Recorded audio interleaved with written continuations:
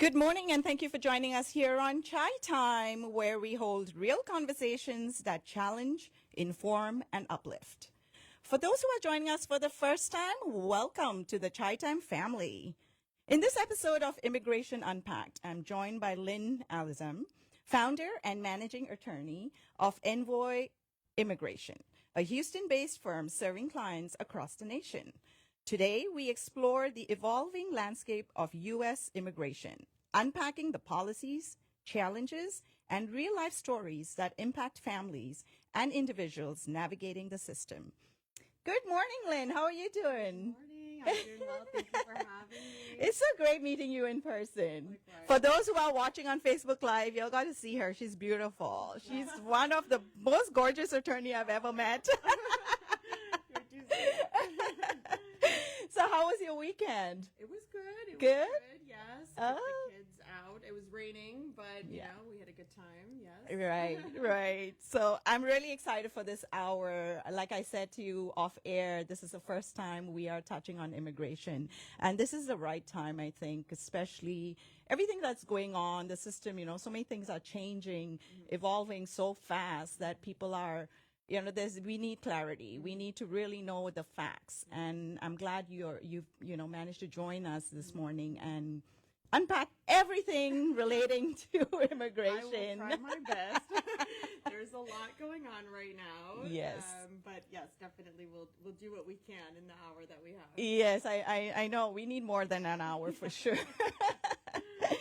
All right, so before we, begin with everything, let's start with a brief introduction of yourself and the firm. Sure, absolutely. Okay, well, thanks again for having me. We're very excited to be here, and we love what you guys do as well. Thank it's a you. Great show, and so my background, obviously, I'm an attorney, born and raised from the Midwest originally. Okay. But I've been practicing for over 10 years. Before I was an immigration attorney, I was actually a government prosecutor. So I was on the other side, if you will, for some time. I moved to the South, actually, New Orleans, Louisiana. And I was approached for another immigration firm at the time, a pretty major one, to do litigation in immigration. Okay. So we call that removal defense. And so I was a prosecutor. That was my background. And I thought, okay, I'm shifting to defense. That's a little bit different. Right. But why not? I have some personal, immigration background. My parents are immigrants to the United States. And so it felt like a rewarding, noteworthy profession. Mm-hmm. So that's when my journey began and just absolutely loved it. It was a very, like I said, rewarding experience. And then moved to Houston and decided we would take this journey further and start Envoy Immigration. So we are a Houston-based law firm, but we have clients across the globe, actually. So all different nationalities, backgrounds. So that's kind of one of the beautiful experiences of immigration law. You get to meet so many different people, interact with so many different communities, right, and kind of see the problems legally that they have and try to resolve those for them. So yeah, this is where we are today. You get to learn a lot about their culture, I'm sure. Very much so. Right? Yes, very much so. So I actually speak Arabic. That's my second language. But I have come to also speak some Spanish as well, just because we represent a large, Hispanic population as well. And so that's been great. So my staff knows that my goal is to become 100% fluent in Spanish and maybe another language as well. So it's great. Yeah, culturally, it's a learning experience for you too. Absolutely, yes. So Lynn, tell me, what are the most common types of cases you see? Yeah, so the way our firm is set up, we have, let's say, different departments or worlds, as I like to explain it to our clientele. So family-based immigration, first and foremost. Family is, basically anyone who's seeking to immigrate or who's here currently seeking to adjust status under a family category. Okay. We also have employment-based department, which is individuals or companies, businesses who are either seeking to sponsor or individuals themselves who are seeking to immigrate based on employment purposes. Okay. So that's another world, if you will. And then we also have humanitarian. So, your asylum cases, things like visas, that we call them UNT, VAWAs for domestic violence victims and whatnot. So that's world number 3. And then world 4 is litigation. So removal defense. And then if we have to appeal to a federal court, that would fall under the same domain. So we do quite a bit, but those are kind of the worlds that we cover. Yes. Right. And we will dive deeper into some of them, like the family immigration and employment as well, right? Yes, So, yeah. So, what is the current immigration landscape in the U.S.? The golden question, yes.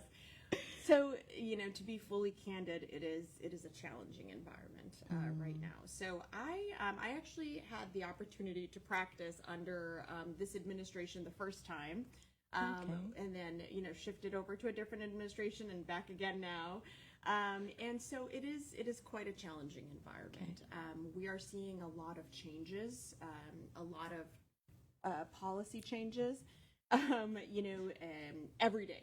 And so I think practitioners and individuals alike are very concerned because you will go to sleep one night and then they'll wake up the next day and there is a new executive order on the table, or there's some new litigation, and so it is, kind of difficult in that sense. And so, that's one thing. We're also seeing a shift in priorities in the government itself. And so, it's not news to anybody that right now there's a lot of enforcement priority. And so this administration is trying to keep up with its promise that they've made during the campaign season of making, enforcing the law. So we are seeing enforcement priorities kind of being very aggressive, to say the least, right? A lot of resources being put into that domain. So it's been challenging, right? Because we do our best to advise our clients based on the law, based on what we know and our experience, as far as, what should happen or what, might likely happen. But like I said, with the changes that are happening so rapidly, that's been a challenge. So we're cautious. Is what I can kind of sum it up to be. We're being very cautious now. So I'm just curious, if a case is like, if it's a new case and then there's a change in policies and all, then I guess you have to abide by it, right? Like you have to work according to the policies. But if someone's case is already in motion, what happens to that then? Does the policy change for that case? Yeah, that's a very good question. And this happens, realistically every single day. So my answer to that is it depends. First and foremost, where in the world of immigration are you? Actually, one misconception that a lot of people have is that it's all kind of very mainstream, right? You're dealing with, for example, one agency, right? The immigration agency, where in a sense the world of immigration is dominated by so many different players. So, it depends, right? For example, are you dealing with USCIS, right? Or are you dealing with EOIR, which is Department of Justice, right? Who's involved in the decision-making process of your case? Is there, for example, a government prosecutor? Is there a judge involved? Of course, the law is going to be the controlling factor, right? But yeah, it depends where you are, right? What world of immigration you're in. But yes, I mean, sometimes, we can step in and change things around. Sometimes we can negotiate with the government if need be. So a lot of it is case by case, right? Which can be good in this environment right now. And so so to answer your question, yes, there is something you can do, but of course the law is controlling. So, and the government does kind of help with that. So, for example, they'll put out policy memorandums, or USCIS will issue a notice saying, for all applicants who have submitted applications prior to this date, we will continue on this path, for example, or we will, this is the new policy, and so it stops everything. So, and that's a big frustrating factor for a lot of people, because immigration takes time. It takes a lot of time. Whatever case you're pursuing, right? And so a lot of times people get frustrated because their process stops. And, when you are in this road, this journey, it is literally your whole life, your family's life. And so, you're trying to, determine the next step in your journey, whether you're going to immigrate, whether you're going to stay here if you're physically here, right? What opportunities you can pursue, whether it be school, employment, humanitarian. And so when, a new policy comes out overnight and it changes, then, people kind of stop right there in their road, and it's difficult for them because, they're not sure how to continue. So, yes. Yeah. I mean, I can just imagine, if there's a new policy or there's a policy change, you almost be flooded with calls because there's so much of uncertainties, right? It's like, what's going on with my case? How is this going to affect me? So Exactly. yeah, that can be very overwhelming. Yes, we are. Yeah. Our call volume has been high. Yes, to say the least, very high. Right. But we do what we can, and that's what our role is, right? Our purpose is to help our clients and the community at large, right? Trying to navigate a lot of these changes and figure out their day-to-days, and we were talking earlier, can I travel, for example? Yes. That's probably the number one question we've gotten over the last 6 months. People with lawful status, right? And they've been here for years or decades, and they're concerned, right? If I leave, can I come back? And a lot of times, we are cautioning people that, look, when you leave, it kind of changes the department or the world that you're going to be dealing with. Okay. Here, you might be dealing with USCIS, which is one agency. Right. But once you leave, you're dealing with Department of State, the consulates, embassies, etc. Should you need to, have to go through them to return. So yes, we do what we can for, the client and the community, but Yes. it is challenging. Yeah. Okay, so let's talk about family-based immigration. What is family-based immigration? Sure. So family-based immigration is essentially seeking to gain status, right? Coming to the United States, immigrating through a family category. Okay. So essentially, uniting with your family, right? Whether it be a spouse, whether it be a parent, whether it be a child. So seeking to immigrate based on a family relationship. Pretty basic. Okay. Oh, all right. Yeah. And what kinds of relationships allow someone to sponsor a relative for a green card? Sure. So two categories. So Okay. either a United States citizen or a legal permanent resident, which is a green card holder. Oh, okay. Yes. All right. So those are the two categories. And then it kind of divvies up after that. So we have immediate relatives. Okay. Which I like to explain to my clients as our VIPs. That is kind of the highest category in the world of family-based immigration, because there are no numerical quotas, right? So what that means is that there is a visa immediately available if you apply under the immediate relative category. If you don't fall under that category, then the next is the preference categories. And those are divvied up into essentially four, F1, F2A, F2B, F3, and F4.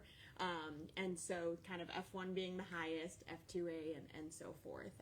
And those are, for example, spouses of permanent residents, green card holders, children of green card holders.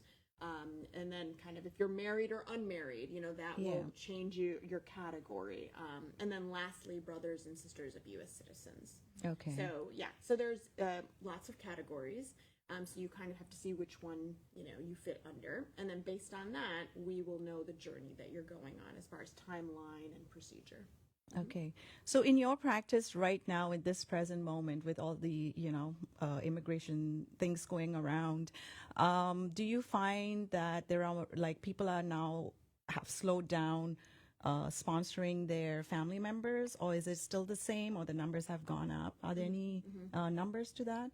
So there are numbers as far as the quotas, right? Those haven't changed, right? Okay. This doesn't matter, administration to administration. We have these numerical numbers every year that our Department of State releases as far as how many visas are available. Unless you're in that immediate VIP category, then you're not subjected to any of these quotas. But as far as, people are afraid in general, right? Even people with the best cases, frankly, they're worried, should I apply? Should we pursue this petition now? Is it going to be costly? Is it going to be lengthy? And so, people are concerned, but the basic, I guess, tenet, right, of Yeah. people wanting to be together, wanting to reunite with their family, that desire has not changed, right? So people are continuing to sponsor their family members when they can.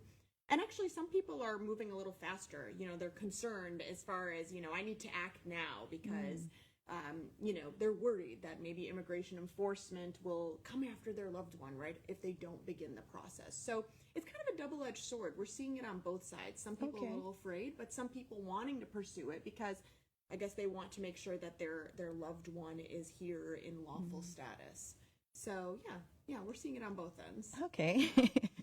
So, Lynn, what kinds of problems have you seen in family cases? Well, I mean, everything under the sun, I guess. Some, things that have been consistent, people underestimating immigration violations. So, for example, visa overstays, right? You have people who have entered on a certain type of visa, for example, and then life happens and they overstay, or they don't apply properly or understand, the law properly, and there becomes a mishap in their case. And so if you have a big hiccup like unlawful presence or a visa overstay, that affects the rest of the process. You then become what we say in the legal world, inadmissible, and so we have to deal with that, right? So definitely people, I think, underestimating how critical it is from the beginning to make sure that you're, progressing in your status and also maintaining it. It's not just getting here, right? It's making sure that you're continuously, keeping your status, up to date, if you will. So so that's definitely an issue. I think underestimating the importance of that. Yeah, and that is really important because a lot of people take it very lightly sometimes, right? They just like they overstay or something like that, and they're out of the country, and they overstay for such a long time. Oh yes, yes. That happens as well. So, Yes, people who essentially, we've seen this a lot, they will get their green card, right? Which is, I guess the level below U.S. citizen, right? I mean, once you become a green card holder, right, you are a full resident of the United States, you are subjected to the full rights and whatnot here. Correct. But there are, green card holders have limits, right? And that's also a misconception we see. People don't think that it's critical to abide sometimes by the residency requirement because you're a lawful permanent resident, but you have to be residing here. And so sometimes people will go abroad, right? Yes. And they will spend over a year, for example, outside the country. And then they'll contact us saying, "Oh, you represented me 5 years ago. I've been in, country X for this much time. Right. Can I come back?" And now we're dealing with something called abandonment, right? So have you abandoned your status and dealing with that? So yes. Yeah. You'll have a lot of work cut out. Yes, we do. There's all different scenarios, Yes, right? Yes, a lot. Yes. Okay, so let's talk about employment immigration. Sure. Is there a means, a possibility to migrate through employment first? Yes, there is. So employment immigration is a whole different ball game. The idea here, the basic principle here, is that the U.S. is seeking global talent, right? We're trying to bring the talent from across the globe to come to the U.S. and fill a gap in our workforce. So employment immigration is very important. Of course, all aspects of immigration are, but employment specifically, that's kind of my niche, if you will. Okay. That's the primary part of my personal practice. Our firm handles all of immigration, but I have a particular interest in business immigration. And so yes, people can immigrate here for employment purposes. A lot of companies and businesses that are seeking to, fill that need will seek global talent here in the U.S. across all industries. So, whether it be healthcare, we do a lot of healthcare employment-based cases. So, filling an immediate need, which can be very difficult, right? And there is this misconception here. People think that, well, do immigrants, for example, steal our jobs, right? That's a misconception that a lot of sometimes the news and media outlets kind of portray. When in reality, today, I think the last numbers came out saying that there was a demand of 750,000 workers right now. That there's a gap that needs to be filled since January of 2025. Okay. And so it goes back to the question is, are people afraid to apply, right? Are people afraid to come now under the environment that we're in? But there is a gap. And so people immigrate here based for employment purposes. Yeah. And it's really needed here for our economy and whatnot. Mm-hmm. Okay. So you did mention healthcare. Is there a category for AI? Well, yes. I mean, that's the new. Yes. AI is everywhere. Yes. So there's not a per se a category specifically for AI. But individuals who are employed in the technology field, sure, yeah, if they are coming with some talent or some contribution, and definitely a lot of people applying in that sector, then there's a spot for them, absolutely. And so it depends also, are you coming for a temporary employment purpose, or are you coming here for permanent residency based on some kind of employment purpose? But definitely AI is a hot topic right now. Yes. Yes. Okay, so we talked about AI, but what are the other main categories or ways someone can migrate through employment? Yeah. Okay, so if we're looking at temporary, so temporary basically means that you as an employee are coming to the United States for a temporary time period, right? To fill some kind of need in the workforce. So, based on that, we then look at the different visas that are available. Right. So, for example, a very popular visa that we see a lot, we handle a lot, is the H-1B. I'm sure you all have heard of it. And the H-1B is essentially a specialty occupation visa. So it's for individuals who typically have a bachelor's degree or some kind of profound employment experience that kind of equates to the bachelor's degree within a specialty occupation. That's a very popular visa, but there's a lottery, so you have to apply within the lottery. If you are selected, and then you fit those qualifications, you can pursue the H-1B. There's also, it's called cap subject and cap exempt. It gets there's nitty gritty. There are some people who can apply outside of the lottery for the H-1B specifically. If they're working, for example, for a university, a nonprofit, then we can kind of bypass that lottery, which is great.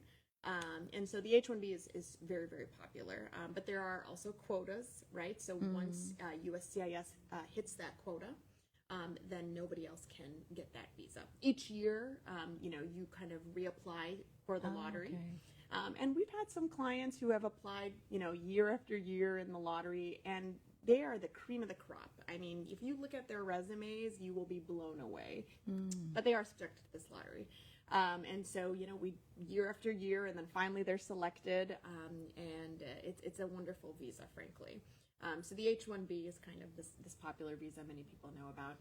There's also the E-2, which is the investor visa. That's one of my personal favorites. I love that because I think it's very beneficial because everyone benefits from the E-2, right? The individual themselves, right?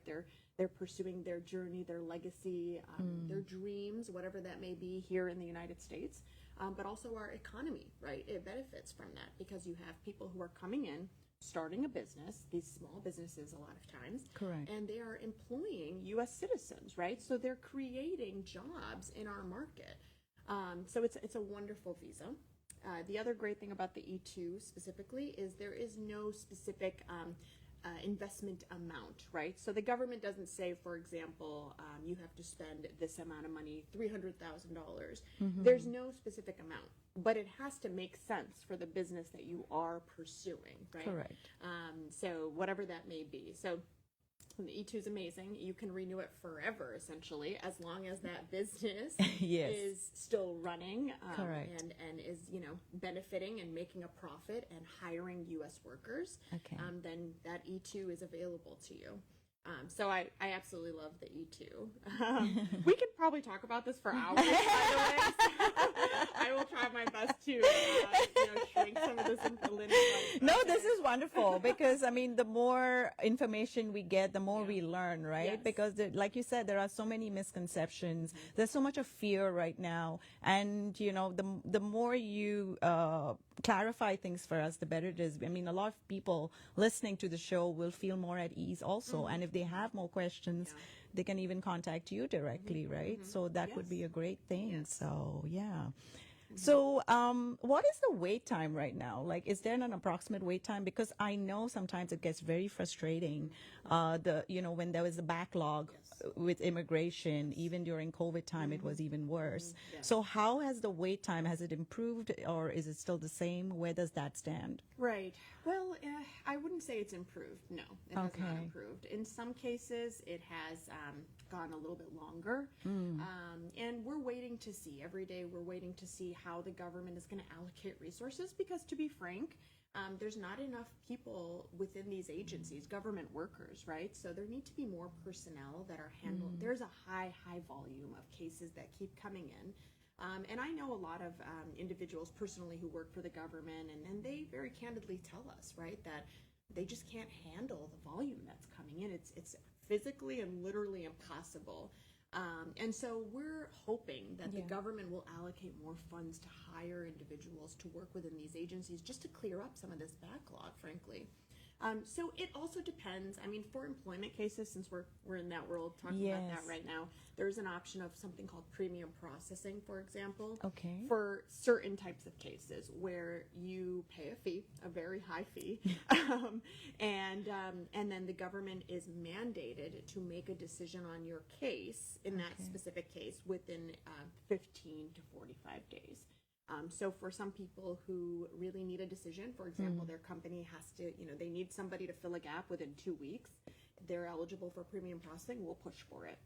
So in some cases, we have kind of solutions. Okay. Unfortunately, there's no premium processing in humanitarian cases. I wish there were. Family-based cases, there's not. So you kind of have to wait in line. But yes, there's an extreme backlog right now. Okay. And... we got to take a break. All right. This half hour went by so quickly. All right. So let's take a quick break. And when we return, we will continue our conversation on Immigration Unpacked. This is Chai Time 103.5 Hum FM. Welcome back to Chai Time on 103.5 Hum FM. I am in conversation with Lynn, and we have been talking about immigration. And before we went on break, we touched on employment immigration. And I just wanted to ask you, Lynn, what advice would you give professionals who want to explore, options? Yeah. I would say, if I could sum it down, it would be don't be afraid to try a different path, right? A lot of times people underestimate what they're eligible for, right? So I might have an individual who will come to me and they will think that they qualify only for the H-1B, for example. Okay. And in reality, they qualify for the O-1, which is individuals of extraordinary ability. And we've done quite a few of those, and we've been successful in them. And so it's, don't be afraid to kind of explore what you might be eligible for, right? Keep your resume up to date, right? Include everything about you that is important, that makes you you, right, in your profession and personally, because there might be something about you that qualifies you for something different than you might have expected. So in a sense, I like to tell everyone, let's be creative. Let's see what makes sense on paper, but also what's true to your goals. And our saying at our firm is build your legacy. So what is it about your legacy that we can help achieve based on your background? So okay, all right. So let's touch on ICE. Okay, do it. So as we know, with all the discussions on ICE and deportations, can you tell us what rights do people have if they are stopped? Yeah. So the basic legal principles that I've always applied still apply today, right? So for example, if any agency, law enforcement, is coming in, for example, to a personal domain, a business, etc., they have to have a warrant, right, to come in and search the premises, right? Okay. So reasonable search and seizure, right? That still applies today. That has not disappeared. Okay. So they, there has to be some kind of reasonable cause for them to stop you, for them to detain you, right? Okay. It's not just because, they didn't like what you were wearing, for example, or you bothered them in some sense, right? There has to be some kind of belief that there's a law that's being violated, right? Okay. Whether it's you not having status as an individual or a entity, a business who maybe, employs individuals who don't have lawful status or lawful work authorization, then there's reasonable cause for them to engage with you, right? Okay. The Fifth Amendment still applies. You have the right to remain silent, right? So if someone from law enforcement is speaking to you and you need legal counsel, you're still entitled to that, right? So that's something we advise people all the time, right? So, be silent, talk to the right person, the right professionals, get the advice you need before you are just, speaking to any enforcement agency, whether immigration or non-immigration related, right? So. Right, Mm-hmm. right. Mm-hmm. And I mean, like, I know there is fear, but it does not help if you panic. Right. Right. Right. So, like, the advice that you're giving is so important. Like, Right. just follow those and you'll be fine. It's Right. nothing, Right. Yes, we are afraid. There was, and so their families, were concerned, right? Oh, we'll never see them again. Or people who have been here since they were 9, for example, as children. I mean, all they know is the U.S. Yes. They don't know their country of origin, so to speak. And so sending them back there, they have no relatives, no family. And so people naturally are scared. What do we do in that situation? And there were, in that particular case that I'm talking about, there was an avenue of relief, Okay. and we just needed to act fast. So first and foremost, don't panic. Number 2, get the right help and follow the procedure, right? There may be a way for us or you as an individual to resolve this issue. And then obviously keep all your paperwork. That's one thing that please do not discard any paperwork because time is of the essence and we need that. So, yeah. Okay. So if someone's visa or status is set to expire soon, what should they do? Yes. So act fast, right? You don't want to get to a point where you are now in visa overstay. Because now you're hitting unlawful presence. Okay. And without getting into the nitty gritty, depending on the number of days that you've been unlawfully present, you then become inadmissible, which is another legal term of art, but what basically means that you're no longer able to reside in the U.S. because of this inadmissibility issue. And so acting quick, if your visa is about to expire, there is a way, right? Sometimes there's applications that we can file quickly just to kind of fill that time period. So I'll give you kind of a case example. Let's say somebody's on an employment visa. We've seen this a lot, right? They're on an H-1B. Perhaps the work position is no longer available, so the employer can no longer sponsor them, right? It's set to expire soon. What do they do, right? Do they just kind of let it lapse? Or, so in that case, for example, we might file a visitor visa, right? A change of status. Okay. And even though the long-term goal is not to be a visitor, right? But we very clearly tell the government, look, this person is seeking another path. We need some time, they need some time to kind of assess. And we've seen this happen. They'll switch to one status. They might get another job, for example, with a different sponsor. And then we change to the status that they originally wanted under an employment-based category. Just kind of an example there. So it's all about kind of acting fast before triggers happen, because then it becomes a lot harder to, get you the status you're looking for. Okay. So when you have to switch to the visitor visa, like you just mentioned, do they still have to leave the country or they just stay in the U.S.? Not necessarily, no. Okay. So there's something called extending your status, and there's a specific form that you would file, and it would go through, if you remember, we talked about the different worlds of immigration. This one would go to USCIS. So USCIS operates inside of the United States, right? All of the petitions and applications they adjudicate are here. So in that circumstance, so long as you filed within the right time frame. Now, if you overstayed, right, then you're no longer eligible because you have to maintain your lawful status. That's the key there. You have to maintain your lawful status to be able to extend to another status or extend your current status. Okay. If you've overstayed, then, and there's no solution that we can offer, right, then yes, you would have to leave the country, make sure you're not inadmissible, and then you would apply through Department of State, which is a different world. That's the consulates, the embassies. Yes. Yeah. Okay. So what's one piece of advice you wish every immigrant family knew? Well, there's a lot. I would say be patient, right? Be patient in the process, because we're kind of in this culture. This is kind of outside of immigration, but we're in this culture of instant gratification, right? I mean, Yes. all of us, we're all guilty of it, where we Yeah. want something immediately. We're used to it, right? Everything Yeah. is quick. But immigration does take time, even in the highest category, that VIP category that I talked to you about earlier. It does take time, and you need patience in the process. And so, kind of don't give up on yourself, right? Don't give up on your hopes and your dreams and your goals, because I firmly believe that the U.S. continues to be the best place on earth to pursue your opportunities, your goals, right? There's so much chance and opportunity here. Yeah. But you have to be patient. Nothing is going to come overnight. People will come and say, for example, I've married, for love, and we want to start our families. But we can't do that because this immigration issue, right? And so we have to wait for a year. That's very long. But I tell them, relatively speaking, 1 year versus 15 years is very fast, right? Yeah. So whatever world you're in, if you're in a removal case, right?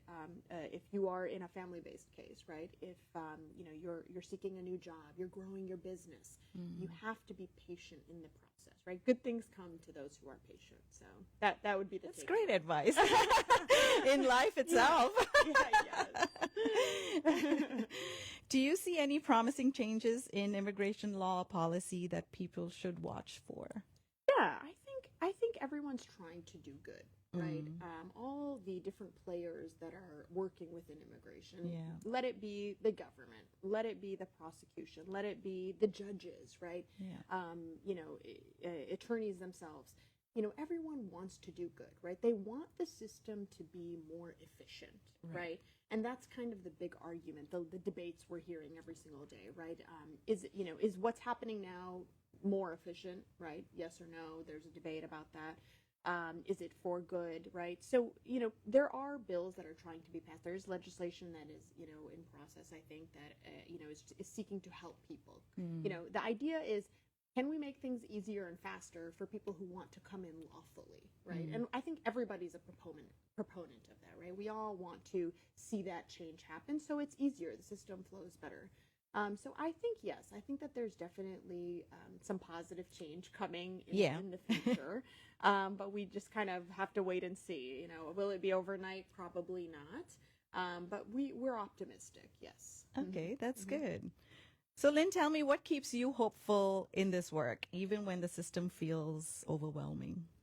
Well, I think it's nice and rewarding. As I mentioned before, I was a prosecutor before. Right. I was in an immigration defense, and I felt that was very rewarding. I did criminal; it was different, but it was rewarding because I felt that we were making a difference in a victim's life, in an individual's life, and so now on this flip side, it is very rewarding to be able to help people who are looking to make their life better, right? Looking to reunite with a family, a loved one, right? And oceans apart, that's hard, right? People meet and they fall in love, and one person is in one continent and another is here, and so having them unite and start a family and start their journey is very rewarding. Helping businesses grow. This is something amazing. Seeing a small business, right, from its seed start to expand, and through the help of, for example, foreign employees coming in and helping the business become what it's supposed to be. It's so rewarding. So it's difficult sometimes because there's only so much that can be done sometimes, right? But it is rewarding when we become creative and we're able to really aggressively pursue whatever status we think someone's entitled to. So rewarding, definitely. Yes. Yeah, and as an attorney, like you play such a big role in people's lives because that change is also part of what work you're doing for them. Right. So that is so gratifying too. And to see it flourish, exactly. Living the American dream. Right. Yes. It's like totally, it's very, very gratifying it for is. sure. And I think that's a real thing. right? Yes. There is an American dream. Right. And like I said, I think the U.S. continues to offer immense opportunity for people. So being able to help people actualize that, it's living the American dream, and it's nice. It's beautiful. Absolutely. So. If there's one thing you hope listeners take away from this conversation, from this hour, what would it be? Well, be informed, right? Be informed, whatever your situation is, whatever your loved one's situation is, right? So seek the right help. One thing that we notice, and I know a lot of practitioners of mine, friends of mine, see as well, is people sometimes pursue the wrong avenues for advice, right? They have this misconception that immigration maybe is pretty straightforward, right? I fill out a form, I submit it, and that's it. But that's not the case. It's very complex, depending on what world you're in, what agency you're dealing with, what your personal circumstances are. You may not be aware of what rights you have or what statuses you might be able to pursue because you were not informed. And unfortunately, there are a lot of entities that will say, like travel agencies, et cetera, that will say, oh, well, you can apply for this visa for you or whatnot. And so I would say be informed, right? And get your information from the right places. Social media, we were talking about this earlier. Yeah. Social media is a great place to learn about anything, right? To find out who is involved in this realm. But it's not always the best place to gain information. Sometimes there's like a lot of fear that's sparked up in social media, a lot of TikTok videos and whatnot. And so this sparks this fear that people will start to have, like, well, this happened to me too, or I heard that this law was going to be passed, or when in reality that's not the case. So number one takeaway is be informed, right? Get the right information from the right source, right? And then number two, be optimistic, right? No matter what, there's always a path forward, right? And so it's, be optimistic about your situation. Be informed, and kind of let the tides take you, and hopefully things will end up good for you, right? But just depending on the circumstances. But yes. And so, to our listeners, anyone want to get in touch with you, can you share your contact with everyone here? Yes, absolutely. So Envoy Immigration is the name of our firm. Like I said, we're a Houston-based law firm, but we represent all across the U.S. Proudly. We proudly represent, many different individuals and nationalities. So our phone number. Yeah, Okay, sure. So and your, if you have a website or email. Yeah, absolutely. So envoylawgroup.com. That's our website. We're also on Instagram as well. So, and then our phone number is 713-565-5622. All our information is there. So, easily accessible. Yeah, and we'll definitely share it on our page as well. If anyone has any questions or need any legal advice, absolutely, they can hopefully get in touch with you and get it clarified. Yeah, we're happy to help. Yeah. So before we wrap up, any words of hope or encouragement to our listeners? Yeah, I think it kind of stays kind of the same topic here. There's always good in the horizon. Yes. If you're patient and optimistic in whatever process you're pursuing, there's hope for you. Be creative, right? And don't be afraid. Don't be afraid to, seek out what you're entitled to. If it's employment-based, for example, you are a big contributor to our economy, to our society, right? We want to help you in that regard. So don't be afraid to pursue whatever opportunity is available to you. And let's be optimistic. Let's hope for a bright future, and I think we're heading in the right direction, definitely. Yeah, and ask for help. There's always, over here, there's so many resources, and there's you here that, can help help anyone who, in relation to immigration. So if you're unsure about anything, questions, always contact, the right person. Yes. And we're happy to help. Sometimes we get calls from people who just need, to seek, consultation about, anything minor, minuscule or large. We're happy to help and just to see those people get on the right path and seek the right advice. So yes, be informed and do what you need to do. Absolutely. And Lynn is so approachable, so you will definitely feel at ease. Thank you so much Thank for you. joining us this My morning. I pleasure. really appreciate your time and really filling all the gaps about immigration and giving us so much clarity on it. Really My appreciate pleasure. it. Thank you for all the work you do as well. It's an absolute Thank pleasure. you. Thank you. Thank you. And we have to have you back. There's so much more to cover. Yes. Right? Yes, we can pick a topic and dive right into it. I'm glad Definitely. to. Thank you, listeners, for spending this hour with us. If you missed this conversation, do check out our Chai Time podcast. It's available on Apple Podcast or Spotify. And we would always love you to share Chai Time podcast with your friends and family. We always appreciate your love and support. Signing off, Chai Time 103.5 Hum FM.